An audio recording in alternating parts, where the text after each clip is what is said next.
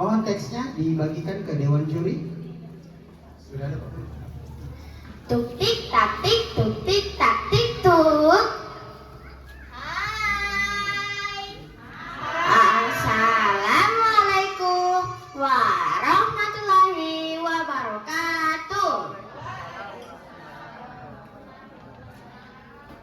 Salam hormat Dewan Juri dan hai teman-teman semua. Hari ini saya akan menceritakan cerita adat yang berasal dari Sulawesi Tenggara dengan judul Lapa Jamara yang dituliskan oleh Fatria dan diterbitkan oleh Kantor Bahasa Provinsi Sulawesi Tenggara.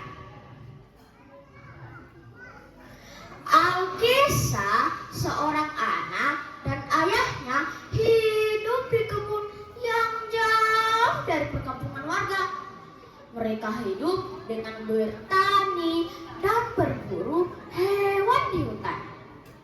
Mereka hanya sekali-sekali pulang ke kampung halaman dengan membawa hasil tani dan hasil berburu untuk dijual kepada warga kampung. Anak itu bernama Lapa Jamara. Ia sangat rajin membantu orang tuanya dan pandai berburu hewan di hutan. Ketika akan tiba waktu Mata'a atau yang disebut dengan pesta adat tahunan yang ditunggu-tunggu para warga kampung, mulai dari anak-anak, pemuda, sampai orang tua bergembira ria menyambut acara adat kampung tersebut. Lapa Jamara, tidak lama lagi pesta adat Mata'a akan tiba. Terus persiapkan bekal untuk dibawa ke kampung. Setelah mendengar perkataan ayahnya, Lapa Jamara sangat senang. Yeay, yeay. Ayah, bolehkah saya bawa saja incatanku ke kampung untuk dipotong di acara adat Mata'a? Sambil memegang jantan kesayangannya, Lapa Jamara meminta izin kepada ayahnya. Ya, baguslah kalau gitu. Besok kita ke kampung. Keesokan harinya, mereka berdua pergi ke kampung. Setelah tiba di kampung, Lapa Jamara langsung bergegas bergaul dengan teman-teman sebayanya. Pak Jamara, sebentar ketua kampung akan berkumpul di Lapa. Kalau kamu mau, kita pergi mendengarkan musyawarah para ketua kampung. Sahabat Lapa Jamara mengajak Lapa Jamara untuk pergi ke Galapa. Ya, saya mau, tapi saya izin dulu ke ayahku. Setelah itu, Lapa Jamara langsung bergegas pulang ke rumahnya.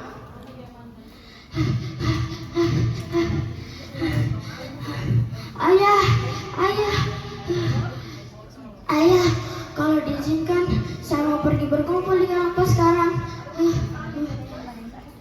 Jangan kasihan aku. Di Galapa itu hanya untuk perkumpulan para orang tua. Kamu ada di situ, apa juga yang akan kamu bicarakan?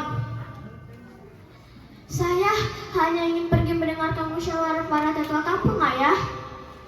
Awalnya, ayah Lapa Jamara tidak mengizinkannya, tapi Lapa Jamara bersikeras untuk pergi ke Galapa. Akhirnya, ayah Lapa Jamara mengizinkannya, tapi dengan sebuah pesan. Ya, pergilah. Tapi saya beritahu kamu, jangan pernah memotong pembicaraan orang lain, maupun dia semua orang tua, kakak, ataupun yang lebih muda darimu pun jangan. Ingat betul pesan anak. Ya ayah, saya akan ingat pesanmu. Kemudian Lapa Jamara langsung bergegas pergi ke Galapa. Setelah tibanya Lapa Jamara di Galapa, orang-orang sudah berkumpul. Di pertemuan itu, para bela akan disebut dengan ketua adat mengawali pembicaraan. Semua warga laki-laki, dari generasi muda sampai orang tua, lusa kita wajib hadir di halaman Galapa ini. kita wajib menggunakan pakaian adat kampung. Jika ada yang melanggar, dikenakan sanksi adat.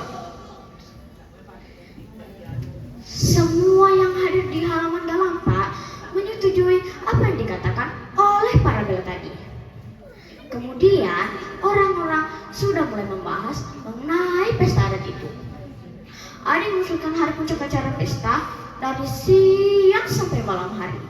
Ada juga yang membantah jika acara jangan sampai malam hari. Hei semuanya, bagaimana kalau acara ini ditaruhkan dari siang sampai malam hari? Tapi kita mau pakai penerangan apa kalau sudah malam? Ya, kalau kita mau ambil baiknya, sebaiknya acara ini kita lakukan dari siang sampai malam hari. Tapi kita mau pakai penerangan apa kalau sudah malam? Tidak usah kita pusing tentang siang sampai malam hari. Yang kita pusingkan, kita mau pakai penerangan apa kalau sudah malam? Masih kita mau gelap-gelapan? Lama pun perdebatan belum ada kepastian. Lapa Cemara ingin berbicara, tapi ia selalu mengingat pesan ayahnya. Jangan sampai salah bertutur kata. Tapi lama-kelamaan belum ada kepastian, Lapa Cemara mengangkat tangannya untuk berbicara.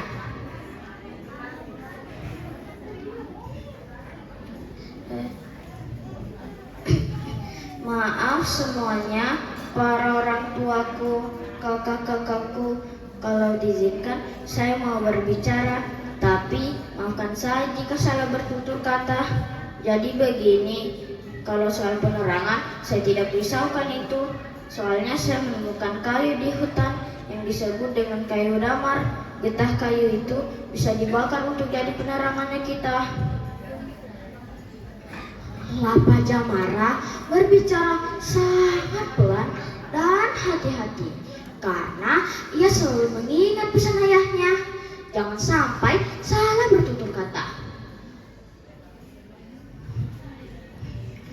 Kalau betul apa yang dikatakan oleh anak kita, rusak. Kalian ikut dah ke hutan mencari getah kayu damar itu. Keesokan harinya, semua orang mengikuti Lapa Jamara pergi ke hutan untuk mencari getah kayu damar itu. Mana ya pohonnya? Ah, itu dia.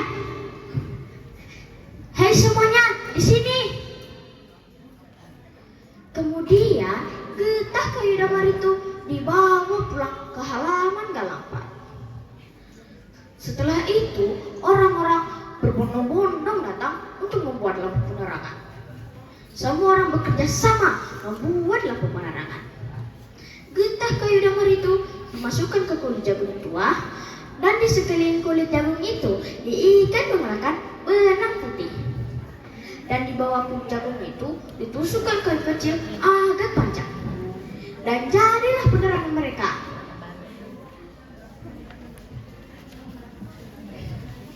Keesokan harinya, tibalah hari puncak acara pesta. Ada yang menari Linda, Ngibi, dan Mangadu.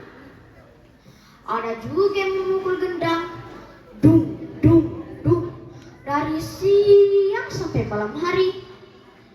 Karena sudah memiliki lampu penerangan, semua orang mengingat lampu penerangan yang diciptakan oleh Lapa Jamara sendiri. Itulah akhir kisah dari cerita Lapa Jamara. Sekian dari saya. Assalamualaikum warahmatullahi wabarakatuh. Waalaikumsalam warahmatullahi wabarakatuh. Luar biasa